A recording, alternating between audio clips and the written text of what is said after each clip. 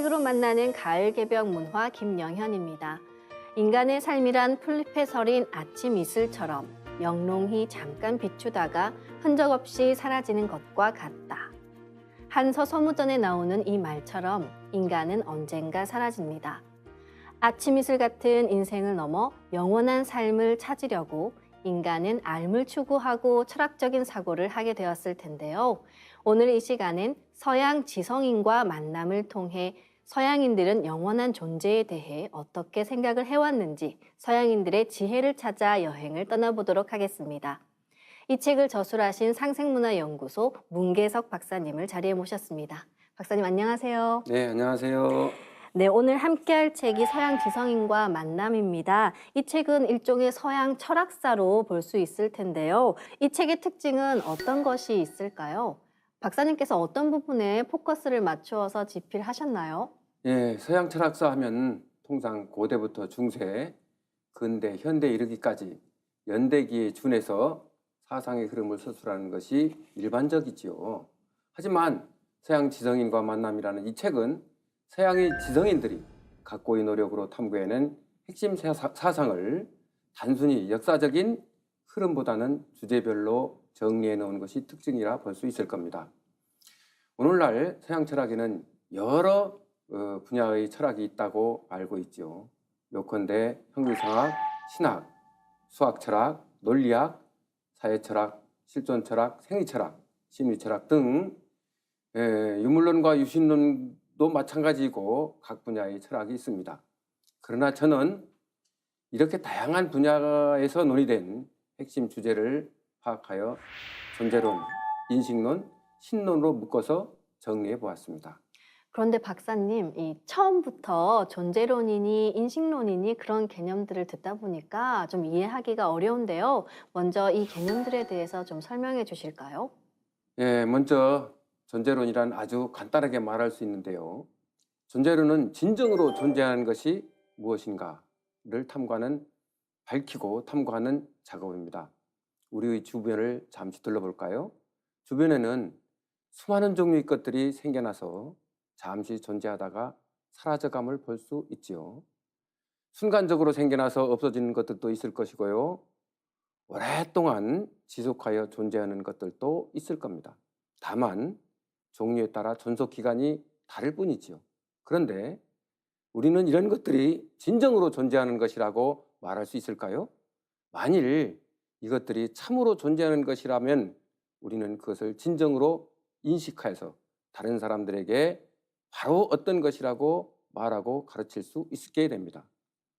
그러나 일시적으로 잠시 존재하는 것이라면 우리는 그것을 진정으로 어떤 것이라고 가르칠 수 없게 됩니다. 왜냐하면 그것들은 끊임없이 변화하는 것들이기 때문이지요. 그래서 진정으로 존재하는 것을 찾아내기 위해 끊임없이 창조되고 변화하는 현실적인 것들이 존재 근원이 무엇이냐를 묻게 될 수밖에 없게 되고 이에 대해서 탐구하여 체계적으로 대답하는 것이 존재론이라고 보면 되겠습니다.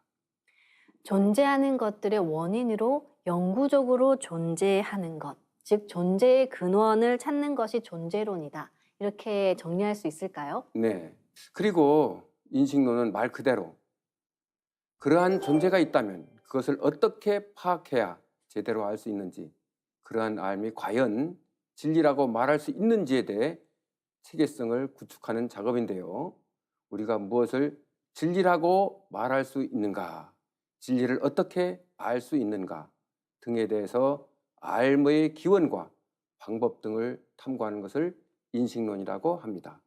그리고 신론은 죽을 수밖에 없는 인간의 존재를 넘어서 영원히 존재하는 어떤 것이 있는지, 있다면 우리들이 세계와는 어떤 관계인지, 그리고 존재는 인격성을 갖고 있는지 등에 대해서 탐구하는 작업이라 볼 수 있습니다. 만일 그런 인격자가 존재한다면 확실히 지고지순한 존재임에 틀림없고 악의와 고통에 찬 모든 현실적인 인간을 구제하여 완전한 세계로 인도하는 지극히 선한 존재라 할 수 있겠지요. 이런 완전한 인격적 존재를 신이라 하고 그 신을 진심으로 믿고 따르게 된다면 인간은 죽음이라는 한계 상황에 직면하고 있는 고통에서 구원을 받고 죽은 후에도 선한 삶을 지속할 수 있다는 희망을 갖게 될 겁니다. 이것이 세계 도처에 자리 잡고 있는 종교의 존재 이유가 된다고 할 수 있겠지요. 인문학에서 철학은 학문의 꽃이라고 불리잖아요. 그런데 한간에는 뭐 경영 철학이니 인생 철학이니 이런 철학이라는 말을 통속적으로 많이 사용하고 있는 것 같습니다. 먼저 이 철학이라는 말이 무엇을 뜻하는지 알고 지나가야 할 것 같은데요. 우선 철학이란 말의 어원을 밝혀보는 것이 좋을 것 같네요. 철학이란 개념은 영어의 필로소피를 번역한 말인데요. 이는 원래 그리스어 필로소피아에서 유래합니다. 필로소피아는 필로스와 소피아의 합성어인데요. 필로스란 사랑 내지는 욕망을 뜻하고 소피아란 지혜 내지는 지식을 뜻합니다. 그래서 철학이란 지혜에 대한 사랑이란 뜻이고 철학자는 한마디로 지혜에 대해 사랑하는 사람으로 정의할 수 있겠습니다. 철학을 지혜에 대한 사랑이라고 할 때 이 지혜는 무엇을 의미하는 것인가요? 지혜란 말은 고대 그리스 문화에서 처음에는 어떤 특정 분야에 탁월하게 혹은 훌륭하게 다룰 수 있는 행위 능력을 의미했어요.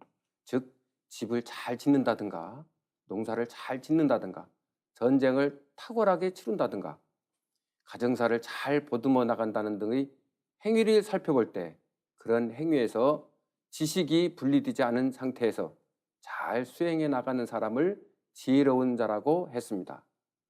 그러다가 지혜에서 행위 측면이 떨어져 나가고 전문적인 지식만이 남게 되었죠.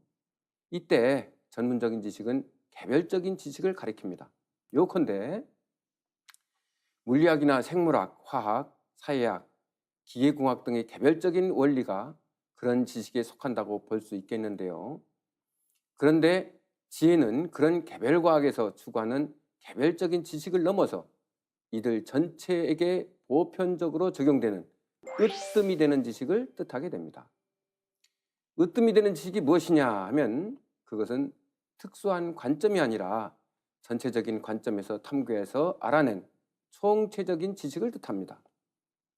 총체적인 지식은 한마디로 말해서 존재 근원에 대한 지식이라고 말할 수 있겠는데요. 존재 근원에 대한 지식은 존재에 대한 총체성의 이치나 원인, 원리 혹은 도리에 대한 본성적인 지식을 뜻하기도 합니다. 이러한 지식이 으뜸이 되는 총체적인 지식을 지혜라고 할 수 있고 그러한 지식을 증득하고 있는 사람을 지혜로운 사람이라고 말할 수 있게 되겠지요. 그럼 동양 문화권에서 이 지혜의 의미를 찾아본다면 어떤 것이 있을까요? 무엇을 지혜라고 섣불리 단정하기는 꽤 어렵겠으나 우주 만유에 대한 근원적인 존재 원리가 가장 탁월한 지혜의 범주에 속한다고 말할 수 있지 않을까요? 다시 말해서 서양 문화권에서는 주로 사물들이 근원적인 존재 원리나 최고의 신에 대한 지식을 으뜸이 되는 지혜로 보았고 동양 문화권에서는 도나 형이상학적인 리와 기와 같은 원리에 대한 지식을 지혜로 보았으며 불교 문화권에서는 인간의 근원적인 마음에 대한 깨달음을 지혜로 삼았다고 볼 수 있을 겁니다.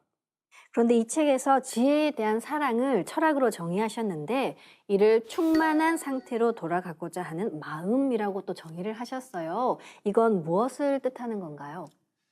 이 말을 이해하기 위해서는 우선 인간이 태어나기 전과 태어난 후의 상태를 언급할 필요가 있겠는데요. 서양 고대의 신화에서 전하는 이야기에 따르면은 육체를 가진 인간은 사람으로 태어나기 전에는 신들처럼 전혀 모자람이 없는 충만한 존재였었다고 합니다. 그런데 현실적인 인간으로 태어날 때 충만한 상태에서 반쪽은 잃어버리고 나머지 반쪽만을 갖고 태어난다고 해요. 그렇기 때문에 인간은 태어나자마자 잃어버린 반쪽 때문에 원초적인 불만이 있게 되고 그 불만을 채워서 만족해지려고 울기 시작하고 반쪽을 채웠을 때 충만하여 만족해하고 즐거워하게 된다는 겁니다. 다시 말해서 인간은 살아가면서 잃어버린 반쪽이 없음을 자각하게 되면 본능적으로 그 부족함을 채워서 만족하려고 늘 애쓰는 존재라는 거죠. 이러한 사실에서 볼 때 인간이 성장과 함께 의식이 발달하면서 무언가 부족하다는 사실을 절실하게 깨닫게 되고 그 부분을 채워서 만족한 상태로 돌아가려는 욕망이 발동할 수밖에 없게 됨을 알 수 있습니다. 문제는 무엇이 부족한지를 모르고 있다는 겁니다. 무엇이 부족한지를 모르면 채우려는 욕망이 발동하지 않기 때문이지요.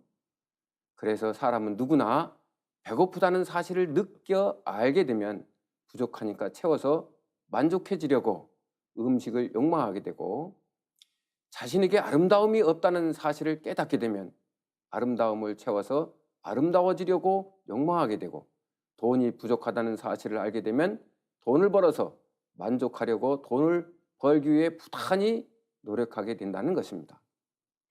그럼 박사님, 앞서 철학을 지혜에 대한 사랑이라고 정의한 뜻은 자신에게 지혜가 없다는 사실을 알게 되면 누구나 그 지혜를 축적해서 충만한 존재가 되려고 지혜를 사랑한다는 말씀이시네요.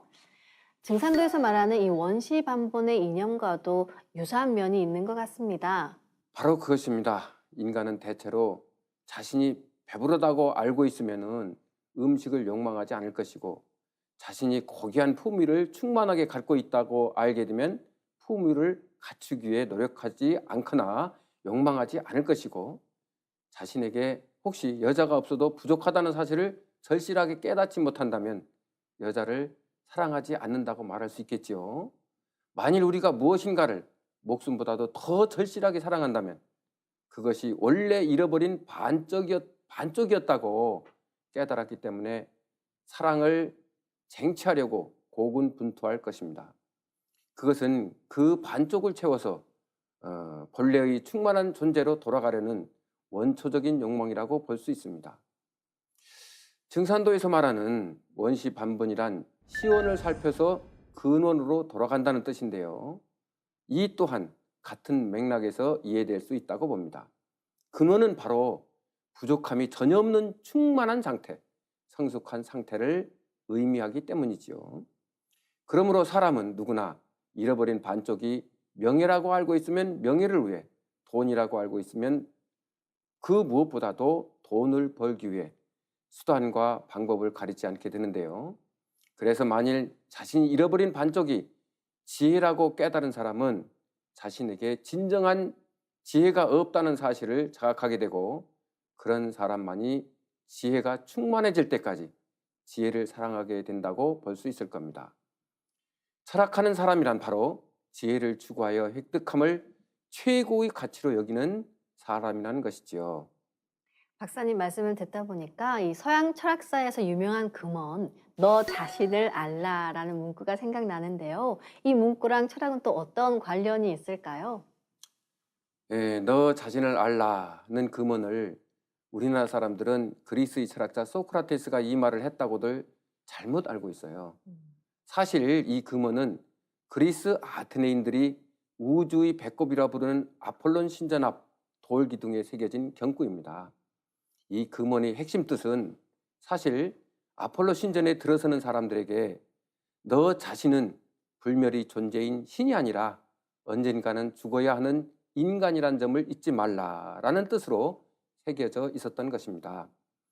한마디로 인간 모두가 자신의 분수를 알아 신의 뜻을 넘보지 말라는 경고 메시지였던 거죠. 그런데 소크라테스는 너 자신이 얼마나 무지한가를 알라라는 뜻으로 활용했지요. 왜냐하면 그가 살았던 아테네 사회는 지혜롭지 못하면서도 자칭 최고의 지혜를 갖고 있는 자라고 자랑하는 사람들로 득실거렸기 때문이었답니다. 당시 소피스트들이 바로 그런 사람들이었다고 볼 수 있겠는데요. 역사상으로 볼 때 진정으로 무지를 장악한 최초의 인물은 소크라테스일 겁니다. 소크라테스처럼 자신의 무지를 냉철하게 자각해야만이 지혜를 사랑하거나 욕망할 수 있고, 그럼으로써 지혜로운 사람이 될 수 있다는 것이겠죠. 이에 대해 소크라테스의 애제자 플라톤이 전하는 소크라테스의 말을 소개해 보지요. 저들이나 나나 마찬가지로 자랑할 만한 지식을 소유하고 있는 것은 아니다. 그러나 저들은 자신들도 모르고 있는 것을 안다고 자칭하지만 나는 내가 무지하다는 것을 잘 알고 있다. 나는 내가 무지하다는 것을 잘 알고 있다는 점에서 저들보다 더 지혜롭다는 것을 안다. 여기에서 우리는 자신이 진정으로 최고의 지혜가 없음을 자각하고 있어야만 지혜를 사랑하거나 욕망할 수 있다는 것을 알 수 있습니다. 박사님, 그럼 고대 아테네 시대에는 이 소피스트와 철학자가 어떤 차이가 있었나요? 쉽게 단정할 수는 없지만 한마디로 말해서 소피스트들은 개별적이고 상대적인 지식을 갖고 이것을 최고의 지혜라고 자랑하였지만 소크라테스는 개별적이고 상대적인 지식을 넘어서 보편적이고 절대적인 지식, 즉 영원히 참된 진리를 추구했다고 보면 됩니다. 당시 소피스트들은 상당히 전문적인 지식을 갖고 있고 박학다식한 사람들이었죠. 그들은 이해득실을 따져서 각자에게 필요로 하는 논쟁을 펼쳤지만 말을 곡해하여 원하는 쪽으로 설득하는 논변이 탁월했습니다. 그들은 이런 지식을 영혼을 지도하는 지혜라고 자평하였죠. 그러나 플라톤은 영혼을 사로잡아 매혹시키는 기술일 뿐이라고 소피스트들의 지식을 혹평했답니다. 대표적인 인물 하나 소개해 볼까요? 당시에 소피스트들의 거장으로 알려진 프로타고라스가 있었습니다. 그는 인간의 존재란 무엇이냐? 라는 물음에 대해 인간은 만물의 척도다라고 했는데요. 이 말은 우리들 각자의 눈앞에 보이는 사물들에 대해 이렇게도 볼 수 있고 저렇게도 볼 수 있다는 뜻으로 같은 사물이라도 나에게는 나에게 나타난 그대로이고 너에게는 너에게 나타난 그대로가 진리라는 것입니다. 그래서 인간은 사물의 참과 거짓을 말할 때 각자의 주관에 따라 본 것의 척도가 된다는 것이지요. 진정한 아름다움, 참된 용기, 탁월한 정의 등에 대해 개인적으로 각자가 알고 있는 주관적인 것을 진리라고 여겼던 겁니다. 소피스트들은 객관적인 진리를 좀 부정하고 제 눈에 제안경식이었겠네요. 그렇지요. 소피스트들은 극단적으로 주관적이고 상대적인 진리관을 제시했습니다. 이들이 주장을 인정하게 되면 이는 곧 누구에게나 통용이 되는 객관적이고 보편적인 진리를 부정을 하게 될 위험에 처하게 됩니다. 특히 사회적으로 가치, 규범이라든가 법률 등에 있어서도 보편적으로 적용되는 절대적인 진리란 없고 오직 개별적이고 주관적인 것만이 진리가 된다는 주장이 되어서 결국 평화와 질서를 갈구하는 사회에서는 상당한 문제를 초래하게 되겠지요. 그런 주관적이고 상대적인 지식은 또한 철학에서 요구하는 탁월한 지혜와 거리가 아주 먼 지식들이라고 볼 수 있겠습니다. 소피스트들이 추구한 지식은 단편적이고 매우 주관적인 것으로 오늘의 우리 사회에서 벌어지고 있는 현실과 좀 유사한 면이 있는 것 같습니다. 당시 소피스트들이 각 분야에서 주관적인 경험을 통해 획득한 개별적인 지식이나 다방면의 지식을 소유하고 있었음은 앞서 언급했는데요. 이러한 개별적인 지식을 그들은 최고의 지혜라고 자처하면서 자랑하고 다녔답니다. 그러나 그러한 사람들은 지혜로운 자들이라고 결코 말할 수 없게 되겠는데요. 그 이유는 그들이 소유한 지식이 최고로 탁월한 지혜가 아님에도 불구하고 최고라고 착각하고 있거나 최고의 지혜가 무엇인지를 모르고 있다고 판단되기 때문입니다. 한마디로 무지를 자각하지 못한 소이라고 볼 수 있겠지요. 따라서 그들은 지혜를 사랑하는 사람들이라고 말할 수 없게 됩니다. 그러면 최고로 탁월한 지혜를 사랑하거나 이 욕망함으로써 철학하게 된다는 말씀이시네요. 물론 최고로 탁월한 지혜를 추구하는 목적을 한마디로 규정하기란 어렵습니다만 우선 이해를 돋구기 위해 플라톤이 전하는 동굴의 알레고리를 소개해 보도록 하죠. 동굴의 알레고리에 의하면 밝게 빛나는 태양이 떠 있고 태양이 비치는 지상 세계는 온갖 종류의 생명들이 태양빛에 의존하여 살고 있습니다. 그리고 지상에 커다란 동굴이 하나 있는데 이 동굴 속은 햇빛이 직접 닿지 않기 때문에 항상 어두컴컴합니다. 이 동굴 속에 일상으로 살아가는 사람들이 거주하고 있는데요. 이들은 타고날 때부터 모두 손과 발이 꽁꽁 묶여 움직일 수도 없고 이런 상태로 계속 살아가고 있기 때문에 죽을 때까지 눈앞에 전개되는 것들만 바라보고 살아가는 사람들입니다. 그들 앞에는 동굴이 벽이 있고 벽에는 밖에서 들어오는 빛이 묶여 있는 사람들이 등을 비추기 때문에 항상 그들이 희미한 그림자만 아른거리며 움직일 뿐입니다. 문제는 동굴 속의 사람들이 동굴 속에 묶여 있다는 사실조차 모르거니와 동굴벽에 아른거리는 것이 그림자라는 것도 모르고 살아간다는 것이죠. 오히려 그들은 동굴벽에 나타난 그림자들의 세계가 진리라고 잘못 알고 살아간다는 것입니다. 우리 인간들이 눈앞에 전개되는 현실만이 존재하는 세계이고 그에 대한 주관적인 경험과 알미 영원한 진리라고 믿고 살아가는 방식과 같은 이치입니다. 우리말의 우물안 개구리와 유사한 상황이네요. 이것을 탈피하면 진리의 세계를 볼 수 있을까요?